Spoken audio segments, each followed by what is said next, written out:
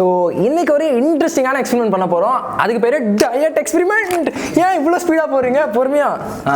So என்கிட்ட வந்து 2 Coke டின் இருக்குது. இந்த 2 கோக் டினை தண்ணிக்குள்ளே முக்கிட்டு என்ன நடக்குது அப்படின்னு சொல்லிட்டு பார்க்கலாம். ஸோ இப்போ என்கிட்ட ஒரு பவுலில் வாட்டர் இருக்குது. இதில் தான் நான் போட போகிறேன். ஃபஸ்ட்டு இந்த கோக் டின், அடுத்தது இது. அட என்ன, ஒரு டின் உள்ளே போயிடுச்சு, இன்னொரு டின் மேலே மிதக்குது. என்ன ரீசனாக இருக்கும்?